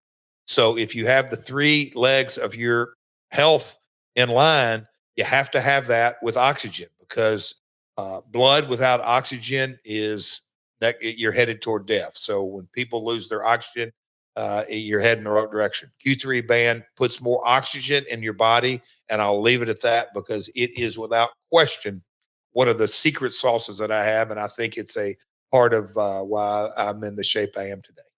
Tens of thousands of these have been sold for $200, but right now you get the friend of Double J price for just $65 when you go to q3health.com. That's the letter Q, the number 3, health.com, q3health.com. Pick it up for just $65. This is for a limited time. The price won't last, but your health will, thanks to q3health.com. Be sure to snatch up this friend of Double J price, just $65 at q3health.com. And on our playback, we've got Shawn Michaels coming to the ring doing some self-promotion. He's wearing his Shawn Michaels Wrestling Academy shirt, and he even made sure to get the phone number on screen. Little did we know that Brian Kendrick and Lance Cade and Bryan Danielson would be watching and say, you know what? I think I want to do that. Wow. How crazy is it in hindsight? Because I think everybody listening to this knows that Bryan Danielson is going on to be one of the most well-rounded and important and special in-ring performers of all time, to the point that the Wrestling Observer newsletter used to have the Ric Flair Award. Now it's the Ric Flair / Bryan Danielson Award. I mean, amongst his peers, he's regarded as being one of, if not the GOAT. And to know that he was starting wrestling because he saw Shawn Michaels at a wrestling academy and wanted to learn from him. And now to know that Sean is responsible for NXT and a whole new crop of superstars and their success. It's one of the things I love about wrestling, how full circle it can really be at times, Jeff. Conrad, I've said it. I don't believe in coincidences, only convergences. You have to really put it into perspective when you think about, all right, pound for pound, or however you want to kind of cachet when the bell rings to the time the bell ends. And I've always put Kurt up there, and I think Mr. Perfect, and I mean, there's a lot of really, really good talent out there. But when you look at one talent, who's he going to hand the baton off to? Like, who? Shawn Michaels, his matches against Taker. I mean, we could go on and on and on and on at Mania, just match after match after match. So we'll just call that the 90s and into the 2000s. So let's figure out what wrestler, in hindsight, and that's much more 2020, that Shawn can hand the baton to. The odds of the guy coming from his school and learning from him, I just think it's very, very fascinating, very, very cool. And I have always been a huge fan of Brian, and the pivots and the twists and the turns, and from his days in Ring of Honor and a little bit of Memphis, and then getting to WWE, and then the Angle, and then the Yes Chance kind of took over, and just kind of his journey, and now the matches that he's had over the last, we'll call it 24 months, and whether he's downshifting and his full-time career is coming to an end, I don't know. That's up for him. But I just still think it's very, very cool that Shawn proverbial gave the baton to his student. Very, very cool. Very cool to see the Undertaker give a choke slam to the chairman there, Vince McMahon, and now he's picking him up right away for a tombstone. Meanwhile, back on the ramp, we see The Rock and Triple H going at it. I wanted to ask you about The Rock. He's working here in a cast, but we saw him putting the boots to Triple H. And the way he would shake his leg before he kicked always made me and my friends laugh. Anytime somebody when wrestling got hot in my high school and they would, play fight in the hallway or whatever, somebody was always breaking out that Rock. Let's shake the leg off, the stanky leg, and then do the kick. What did you think of The Rock's way of doing those kicks? Was that too Memphis for you, or did you love it? Oh, it's just he made it his own, a little bit different, a little bit of a charisma. I like it. I mean, it's something, people forget when he did the People's Elbow the first time, it was, I can't say a running joke, but it's like, are you serious? You want the guy to lay there for this amount of time? Yep. So that's kind of what, when you trial and error and try different things and the charisma begins to catch on, you're truly in front of a focus group that works. I'd say that People's Elbow has done him well through the years, and I think his stanky leg stomp, I just named it. It's the stanky leg stomp. I love it. That's it. I mean, he made it his own. By the way, we might have a stanky leg stomp shirt available soon. You want to talk about maximizing your minutes. I mean, think about the star power. Remember now, this is unopposed against Nitro. So we've got Vince, huge star, Rock, huge star, Austin, biggest star there ever was. That's all on one team. The other side is Triple H, Undertaker, Shane. Oh, by the way, China is on the outside, and the special guest referee is Shawn Michaels. Could we have loaded this up anymore if we tried? Now, for a minute, Connie, close your eyes, and then as you reopen them, imagine this 6-man tag in AAA in Mexico. It's the exact same kind of chaos that'll happen in Tijuana that happened in Monterrey, and it's probably going to happen in Mexico City. It's just kind of a controlled chaos. It's super entertaining when you put, loaded up mega talent. And we've obviously been doing the watch along, Conrad, but I guarantee you, had we had the sound on, no less than twice a segment, I would say, since the time the match was made, you heard this twice a segment. Coming up in tonight's main event. They just hammered it. And obviously talked about the payoff. The ratings came in for it. Told the people you're going to see all the tip-top guys in one match, and they delivered. Let's remind everybody this segment we're watching here, because we're down to the last nitty gritty here. Inside the last 3 minutes is what we would call the overrun. And this Wow. is what's doing a 9.17. There's 10.4 million people watching this. There's 6.9 million homes watching this. I mean, it's really remarkable to see just how fast and how high. And look at the crowd. Everybody's on their feet. And The Rock is doing all of this with a cast, by the way. How did he break his arm? You know, there's a big debate about that because he worked house shows over the weekend without it. But the WWF said on their website that he had been hurt in Jacksonville. So I'm not exactly sure, but I mean, it looks like a cartoon cast, but I don't think he's wearing it for nothing. Yeah. They may have said, hey, man, you've got like a slight crack in there. Let's cast it up for your performance. By the way, it was pretty, I mean, I'm not a wrestler, but I could see the logic in the way they laid out Vince up front with the choke slam and the tombstone. That way he doesn't have to wrestle. And as we're closing the segment here, you see Shane set up his dad and hit an elbow. So I guess he's doing his own version of the people's elbow, but that's not enough for Stone Cold. He's here. A little stunner for Shane. And what's amazing is not amazing. It is what it is. But I mean, this isn't going to get 5 stars or 4 stars. Or this didn't break the star system either. No, Would you say? no. But they laid out the story. Crack Vince up top with the pile driver. Look at the crowd. And just tell the story. Look at the people erupt. So after the first stunner on Shane, Vince goes to make the cover. Sean counts the 2 and Austin pulls Vince off like, I ain't doing, and you ain't taking my victory. Another stunner, a double bird. There's the pin. Now he's calling for beers and flips one to Sean. The crowd is having a great time. Yeah. Mark Eaton, the timekeeper. Oh, hey, Steve rarely missed. He had those big old mitts, his hands, and he could catch them. I always would chuckle at that. I'm like, that son of a gun don't miss nothing. Drinking some natural light to close the show, unopposed. What a hot show. What a memorable show. What an important show for wrestling history. And we want to hear from you guys. I got to be honest. We've done a couple of watch alongs in a row and I've had a blast. I didn't know what to expect doing a watch along with you, but watching that old Nitro and now watching this old Raw, this was super fun. We want to hear suggestions from you guys. Let us know what you want to see. Do it in one of 2 places. We would love to see you do it on our social media, which is at MyWorldPod on Twitter, Facebook, and Instagram. That's at MyWorldPod on Twitter, Facebook, and Instagram, or do it on our YouTube. That's where you go for all things Jeff Jarrett. It's myworldpod.com. As a reminder, it's totally free. Hit the subscribe button. Be sure to turn on the notifications bell. You don't want to miss when we go live. That'll be your last chance to ask the last outlaw anything you'd like. The good, the bad, the ugly. We're going live at myworldpod.com. And we've also got a bunch of new merch over at shopdoublej.com. That's shopdoublej.com. The American Dream shirt, the Last Outlaw, the Deathmatch King, the Chosen Son of a Promoter. Lots of fun, silly stuff there. But I really had a blast today, and I'm excited to hear the verdict and how awards day went for the final boss. Can we get an update next week? We had the Queen do a run in, but it sounds like school is wrapping up. Is there any chance we could get a run in from the superstar next week?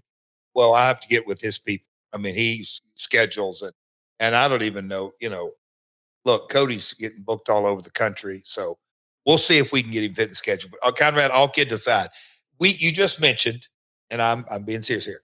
You just mentioned we did is this back-to-back watch alongs? Yes.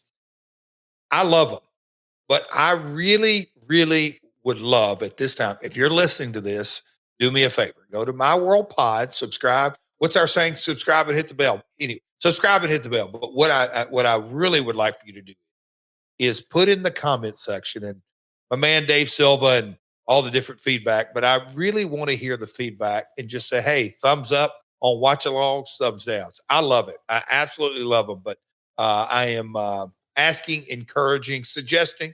No, seriously, we want to hear your feedback. Or let me say this. I want to hear your feedback. Yes. I really do. I mean, I'm being sincere here. Go to the YouTube. Obviously subscribe if you go. But what I'm really wanting is let me know if you like these watch alongs, because it gives me the opportunity when I see different things, I'll get as granular and the callback and the feedback. And when I kind of prep for this show and I saw different things, saw Midian on there. I saw Val, just the different things, Briscoe and Patterson, and just all kind of things like that. So anyway, guys, give me your feedback. Thank you. Ted Connie. I'll get off my soapbox. Check it out. myworldpod.com, and be sure to let us know your feedback at myworldpod. And you can keep up with Jeff Jarrett, all of his personal appearances, and what's going on in the Last Outlaws real life at Real Jeff Jarrett on social media. And we'll be back next week talking all things Double J right here on My World. Peace. Hey guys, Eric Bischoff here. Now, if you need cash without the controversy, the team at SaveWithConrad.com can help. But don't take my word for it. Hi, my name is Richard Smith. I'm from Moss Point, Mississippi. One of my friends at work said I just been refinancing and my interest rate was 9%, and he said he got his for 2.3. So I said, well, maybe I should try. Got a hold of Diane. She kept in touch the whole entire time. We owned 2 houses, and we rented one out, and my renter quit paying, so we gave it back to the mortgage company. And because we did that, we had to wait 3 years for an FHA loan to go back through. The one thing that Conrad said on his podcast was, we'll never tell you no. We might say, not now, this is what we need to do, and we'll make sure we get it done. Well, prime example, 3 years.